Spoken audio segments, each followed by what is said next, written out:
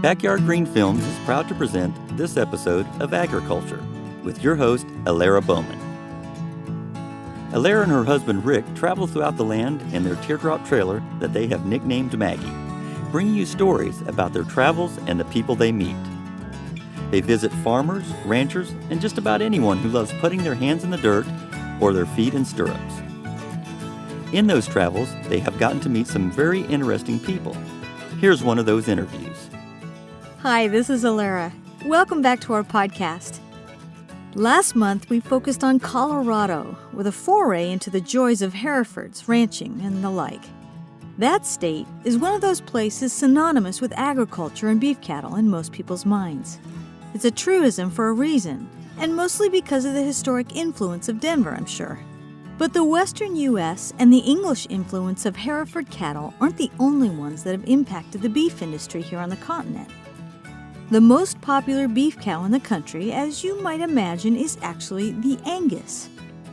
We sort of claim the Angus as a typically American animal, but like many things in America, it started somewhere else. We brought it with us. It's been here a while, and sometimes we forget the origin of the thing. But either way, the Angus is a big chunk of our beef industry.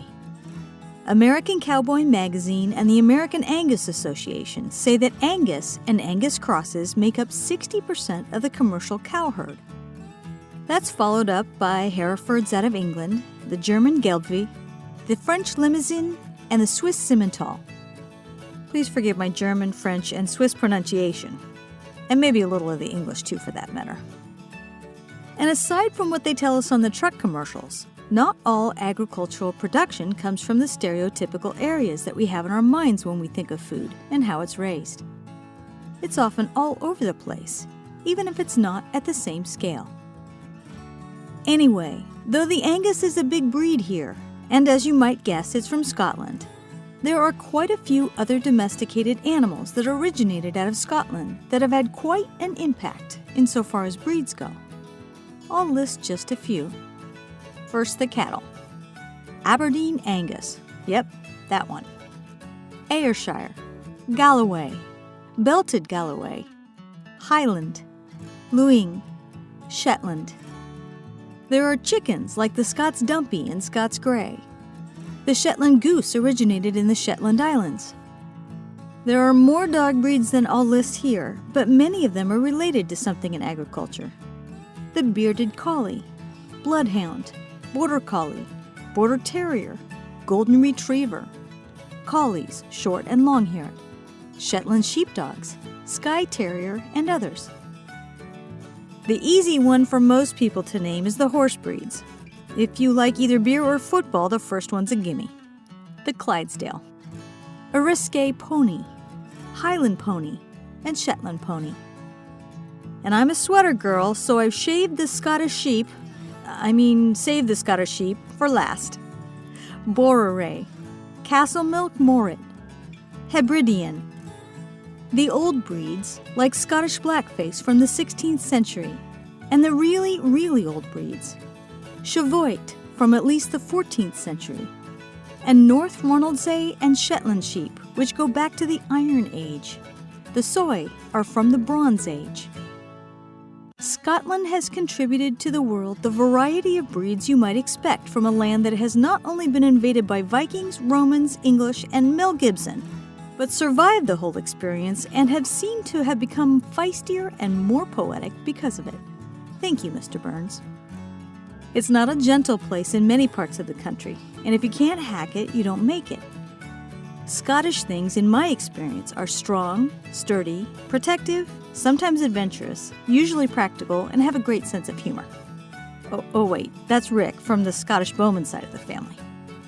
But it applies to livestock too, I think. So the breed that we're bringing you today is one of those Scottish contributions that you may not be aware of, but that has quite a bit to offer the small-scale farmer or rancher. We're talking about the Belted Galloway. Again, this is not the most common beef cow in America, but when you see them, you know what they are. They're absolutely striking. We saw them in winter, so they had nice curly long coats at the time. That said, the ones we saw look like the love child of an Angus bull, a giant panda, a Dutch-belted rabbit, and a stiff plush toy. They come in black or dun or reddish-brown, but the consistent thing in either color is the white belt covering the middle of the cow. Sometimes the belt is narrower and sometimes it's wider, but it looks pretty much like you took a paintbrush and a bucket of white paint and literally drew a belt around it. They sometimes call them belties, or in the tourist vernacular, the Oreo cookie cow. That second one is actually pretty accurate, and if you want to follow the web links in the intro, you'll see what I mean. The ears are the real draw, though, as they kind of look round with all the fur on them. They really do look kind of like a teddy bear, at least on the head. And the breed alone wasn't different enough from our normal adventure, so we're heading to Rhode Island, which is not in the list of places that most people associate with agricultural production, other than that famous chicken. That'll teach us, as we saw all kinds of sheep, cows, and a beautiful pair of Shire horses in this little state, grazing on about the prettiest pastures you could possibly imagine. So we're bringing you our wonderfully brisk conversation with Martha Neal of Windmist Farm in Jamestown, Rhode Island. My cousins, the foodies, introduced us to this interesting lady, and I see why they and the rest of Jamestown come to Martha for her products. Martha is one of the most mentally sharp people I've met, and she's a real bundle of energy. She was a wonderfully gracious woman. She raises all kinds of animals at Windmist, and this is no hobby to her, it's her livelihood. And I just have to stop to say that this is the first time I've heard a phrase that makes a lot of sense to me. Grain-based genetics. I'll let Martha tell you about what that phrase means to her. But just think about the ubiquitous nature of corn and how it's changed the face of agriculture and our dependence upon an outside source of livestock nutrition. Ask any pasture-based rancher if they feel that dependence upon any grain is a good long-term strategy for consistent profit. Whether or not they all agree, I bet you get some passionate opinions on that topic. I think about the expense of growing in an area like Jamestown, Rhode Island, one of the most expensive land areas in the country. How on earth do you raise food economically in a place like that? For now, though, Martha does it, and does it with conviction. Hopefully, she'll be there for quite a long time to continue to bring healthy, locally raised beef and other products to the people of Rhode Island and New England. And I urge you to go to our social media pages or the Windmist website to take a look at her beautiful farm, nestled near the arches of the Newport Bridge. And yes, it does look just like that picture, believe it or not. It seems to me like it's a much different view of American agriculture. But when you get right down to it, it's really the same thing at its hard-working core. Here is the amazing Martha Neal of Windmist Farm in Jamestown, Rhode Island.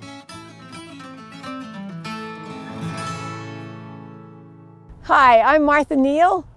My husband George and I run Windmist Farm in Jamestown, Rhode Island. Beautiful. So tell me a little bit about this farm and the region you grow. We are located on an island in the middle of Narragansett Bay. My husband and I have been actively running this farm for 15 years or so now, but it's been in his family since the early 60s. It was here long before the beautiful bridge was, and obviously had been farmed for years before that. We feel very strongly about small, sustainable New England farms. Therefore, we do a lot of different types of crops. We do cows, pigs, chickens, lamb. We also do vegetables and whatever else we can to make it work. Notice you have a couple turkeys out there as well? Turkeys out there, yeah. Nothing heritage, but right. Is it a seasonal type place in which to sell? We have been lucky enough to retail from the farm for the last 10 years, and we are able to do it year-round. More in the summertime. Definitely a big tourist population on the island. So. Now you have a population that your demographic is spread out a bit, but we are close to Newport, which is a rather wealthy area. Does that change how you grow and sell compared to some other places? We're lucky enough that we are pretty rural feeling, but definitely have the population density to shop my shop. So tell me a little bit about the breed we see in back of us, please. So we raise belted Galloway cattle, which we absolutely love. Years ago, we got a card that had a picture of one on it, and I grew up with cows, and I'd never heard or seen of one of these, and my husband said, someday we're going to have these. And I said, yeah. He went looking and found a herd in Connecticut.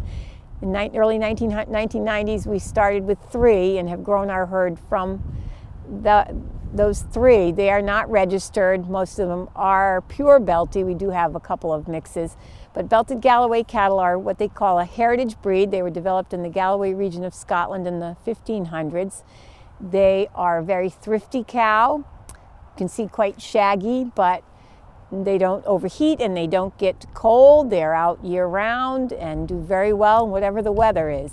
Not a very big cow, but for grass-based feeding, that's what you want. You don't want them to have to stretch too far to reach that grass.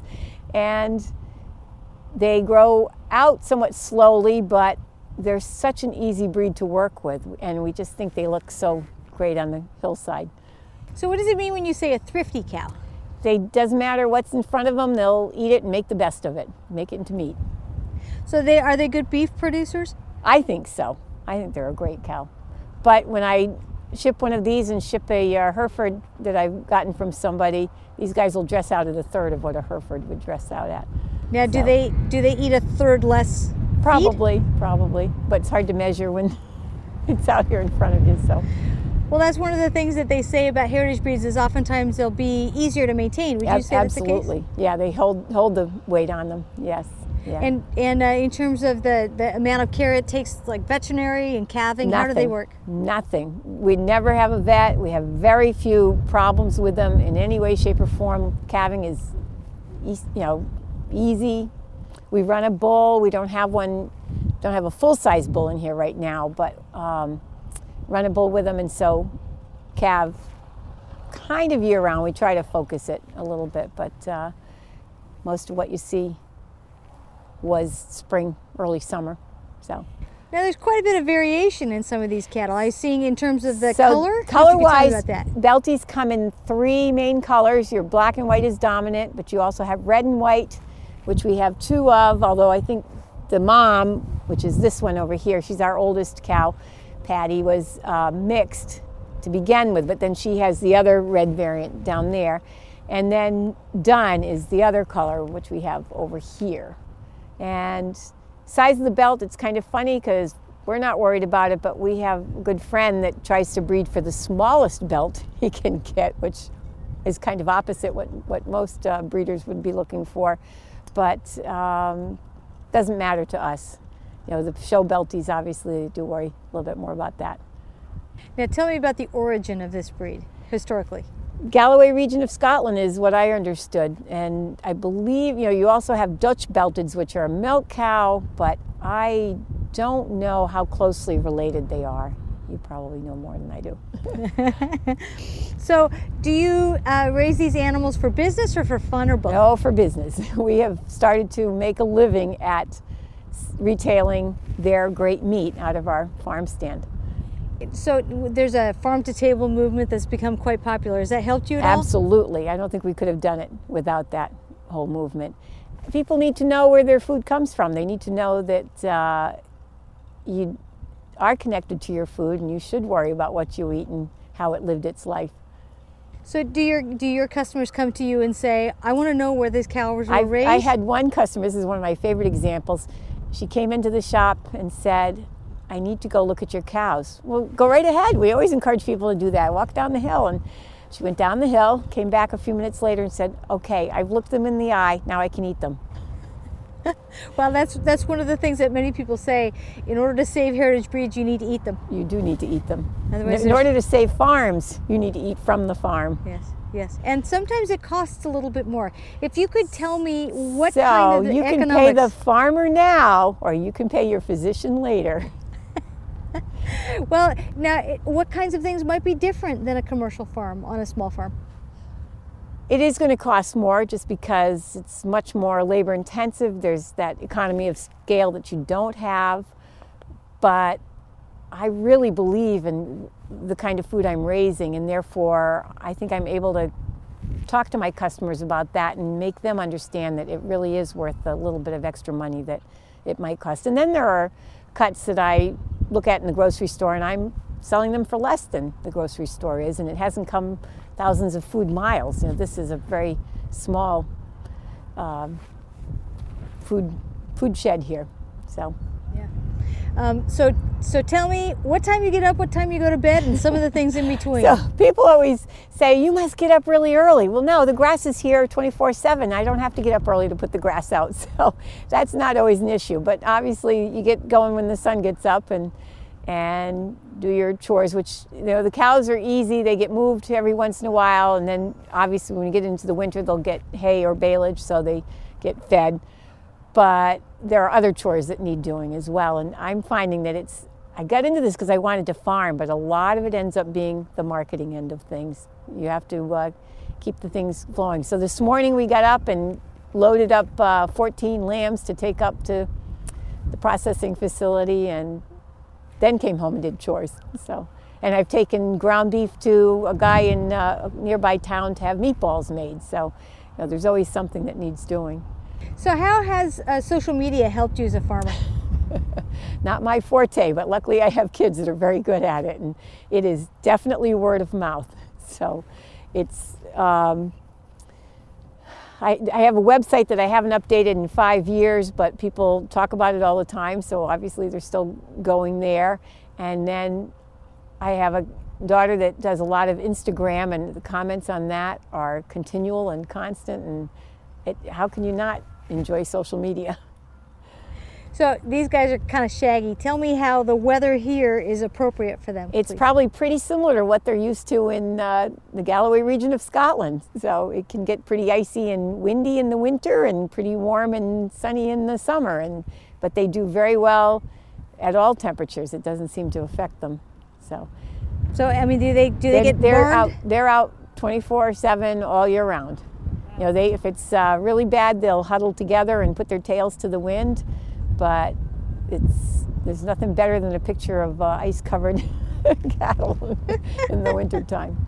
So did you farm with other cattle before you had these? We had Herefords before these guys. They're all right.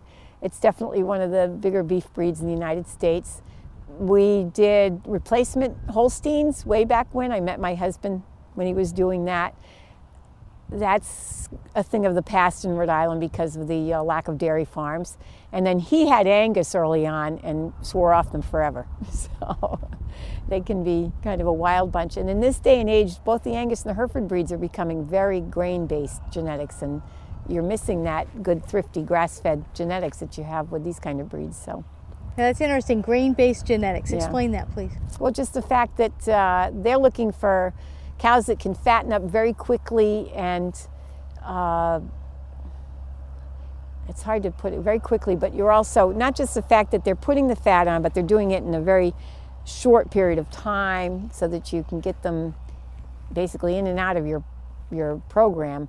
And that's not natural. Cows aren't meant to eat grain. And if you do any reading about it, you realize it was basically something the government started to use up surplus grains after World War II. And as a result, we've changed the breeds that we use, the ones that do better with grain, which isn't natural for a cow's rumen. And I don't think it's healthy for anybody, cows or humans that are eating them. So I understand how you can change an animal genetically for a certain purpose. Selective so breeding. Selective breeding. Yeah. So like a Cornish cross chicken, 8 weeks. Yeah. Have you ever read that history? Whew, that's eye-opening. Yeah. Well, I mean, especially because they had contests to raise meat birds, and the guy that developed the fastest growing one, I don't know if it was in the 50s or the 60s, won $10,000 or something for doing it. So it's just amazing to me. And to watch it before your very own eyes, it's like, wow.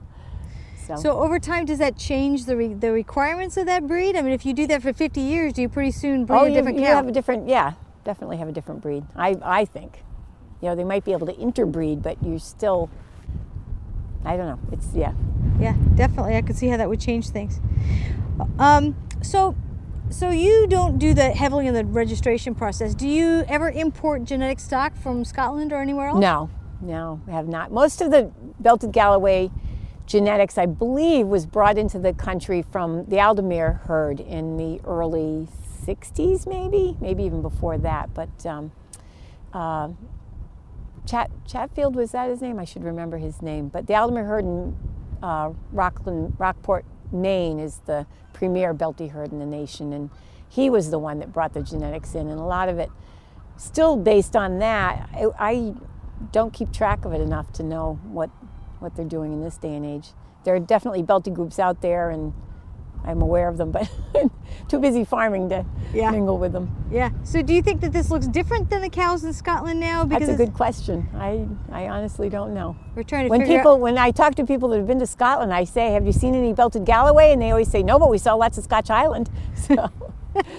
We were curious if the Scotch. We had some people send us some pictures of the Highland cattle from trips to Scotland, and they look exactly the same. Yeah. As opposed to some other animals that have changed slightly over time. To me, there would be no reason why they should change, because we're not changing them. They're basically doing what they do there. Versus cow-calf operations now, they send the calves off to be put into a CAFO, as we call it, concentrated animal feeding operation, and so a cow that just has to stand around and wait for the food to flow by all day long is going to look very different than a cow that's out doing its cow thing. So do you think that the public knows the difference between a heritage breed and another breed? So if you had to educate them on saying, hey, which I am doing every single day, I'm working my shop or selling at a farmer's market. So one of the hardest things, somebody will say, oh, give me a ribeye, and I'll dip into my cooler and pull out. I said, now don't laugh. We raise a very small breed of cattle, and show them my nice small ribeye, which I think is plenty of meat for a meal. But I've had guys say, ha, that's not a steak. So in that case, you have to say, I believe that our cattle are raised the way cows should be, and not just bigger and more fatty of grain-fed fat that you shouldn't have. Well, it might be an extension of the people living in San Diego that don't farm and yet have a truck with dualies on it and a 350 engine. You don't necessarily need it, but you have it because for some reason that makes you feel cool, better. Right? Yeah, no, I agree.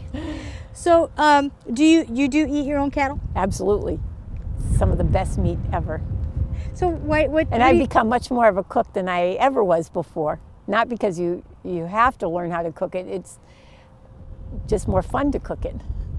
So. How might you cook this animal differently than a different kind of beef cow? It's been so long since I've cooked regular beef, I probably can't tell you that. So. We talked to a gentleman in Pennsylvania that is the one that did the crosses with the Angus and the Highland, and he said you have to cook them differently because they're grass fed, and when you grass feed an animal like that, they end up tasting tough if you don't cook them right. The mantra is lower and slower, but it's not as well marbled because you don't have that necessary fat deposit that you get when you've got corn fed. It's not the kind of fat we should have in our lean, and it is what the public has come to expect. They want a melt in your mouth steak, and I'd rather eat a piece of meat that I know I'm chewing on and tastes great, tastes like real meat. So yeah, it does have a different taste. I noticed that the fat has a different taste too. Yes, and that can vary by we talked about earlier, what you're feeding them. So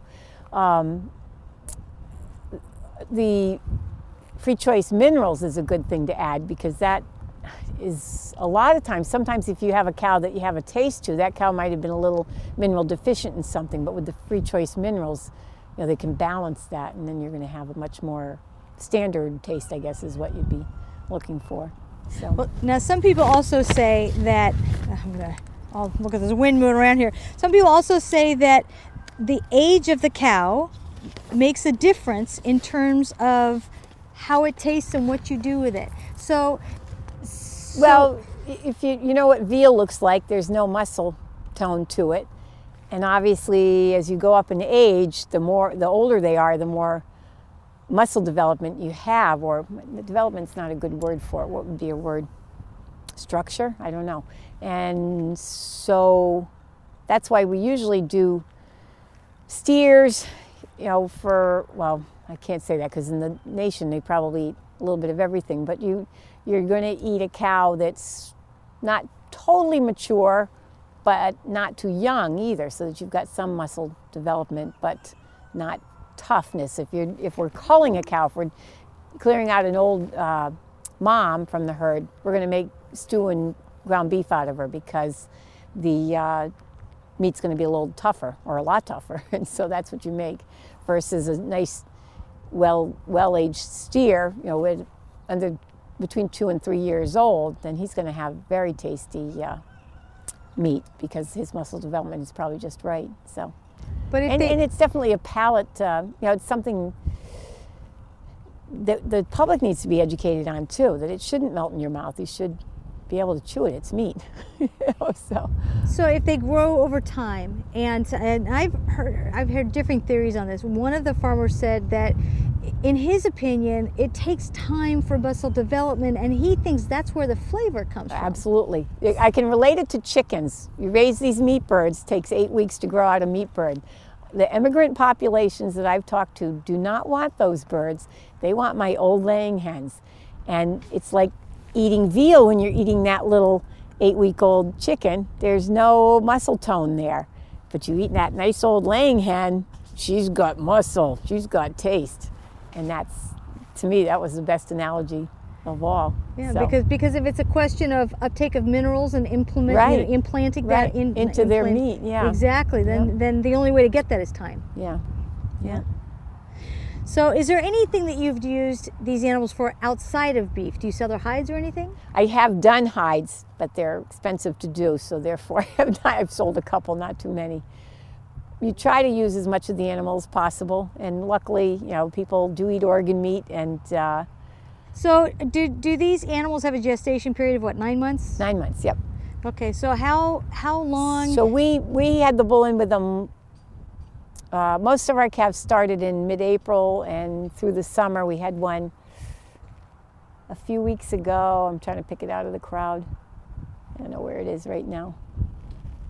But for the most part, they should be done, all calved out. Not happy with the bull we used this last round, so he's gone.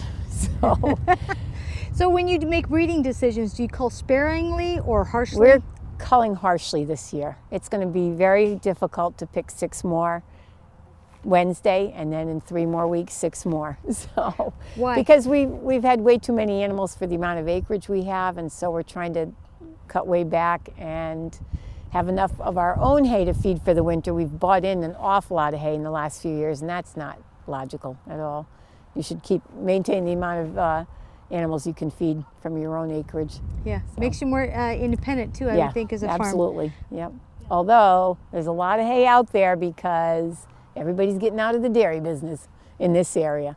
So we have a very large farm to the north of us, and he gave up his dairy herd a number of years ago and has been able to maintain his living on making hay and selling it. And he is really upset this year because we've lost, I think, another 5 dairy farms in the area, and so there's 5 more customers who will probably put beef cattle on their land and won't need his hay, and because they'll make their own hay for the amount of cattle that they do. So it's definitely changing the face of agriculture, which is always changing anyway, but it's been kind of a big blow to the state. Yeah. So I could see how it could be. Yeah.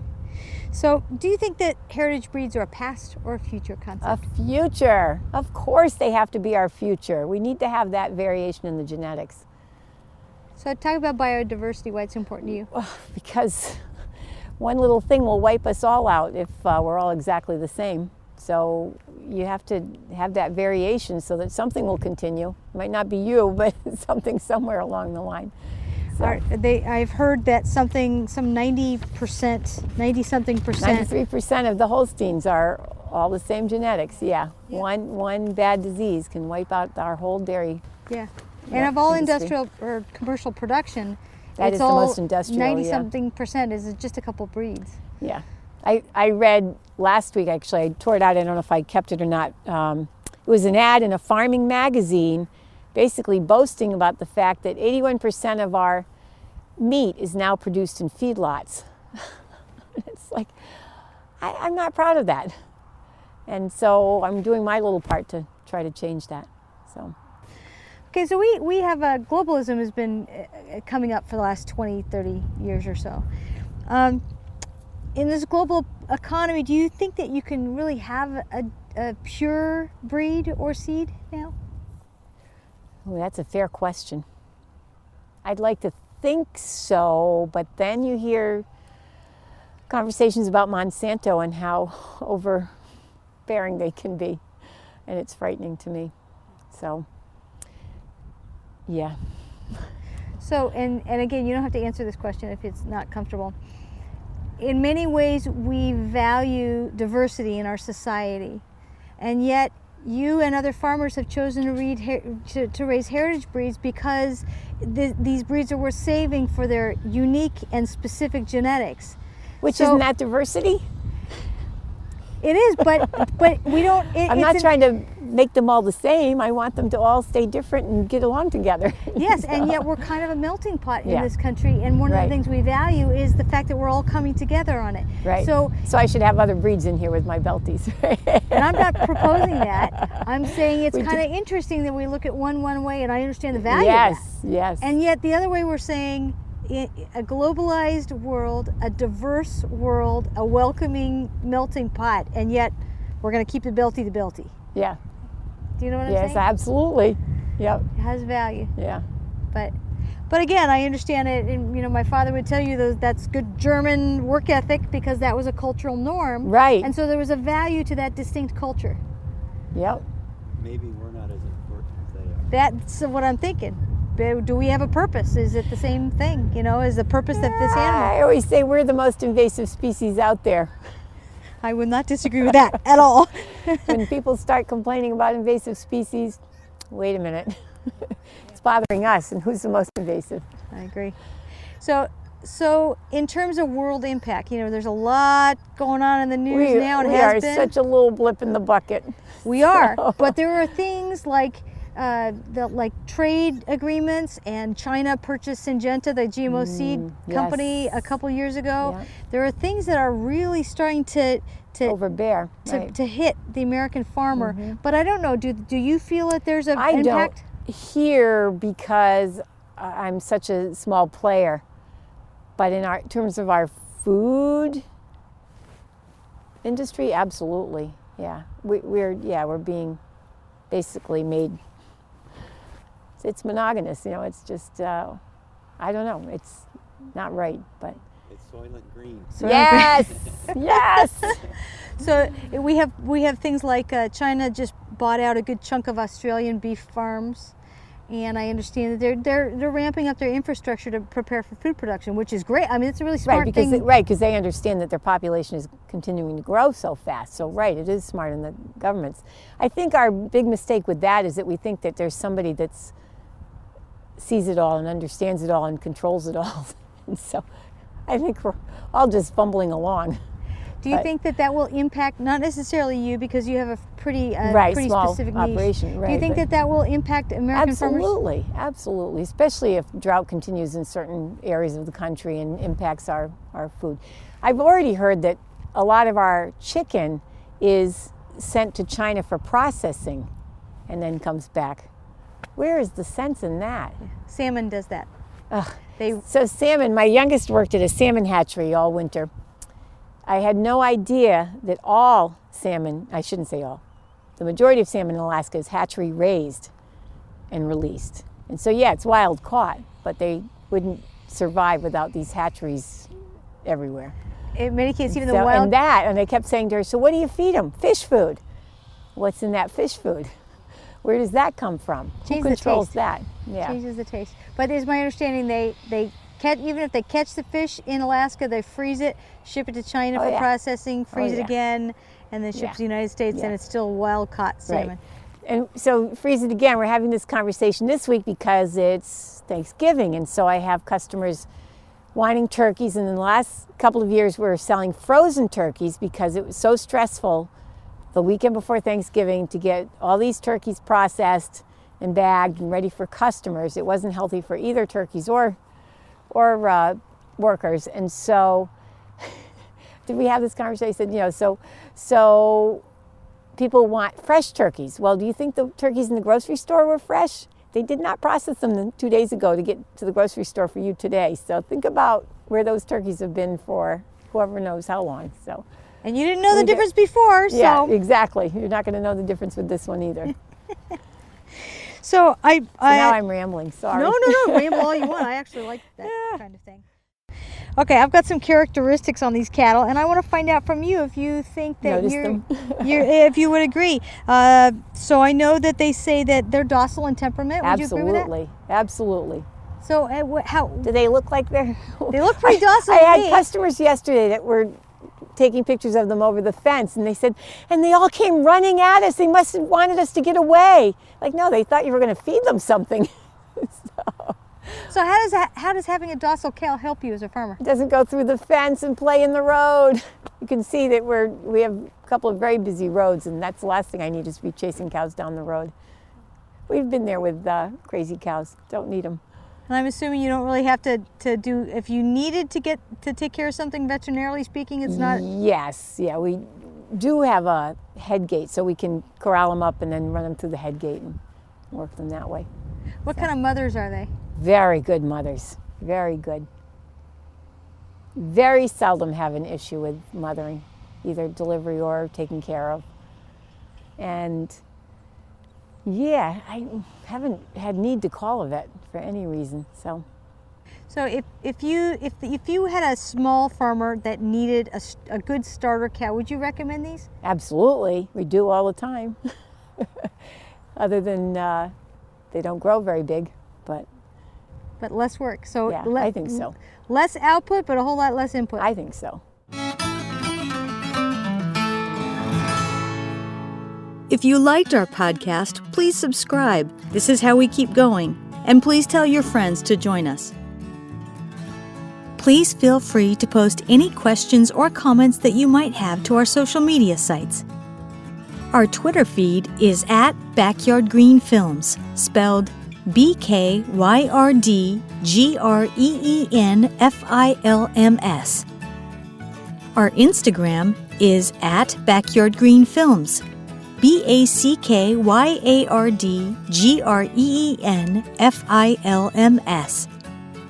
Our Facebook is Backyard Green Films. Our YouTube URL is youtube.com/Backyard Green Films.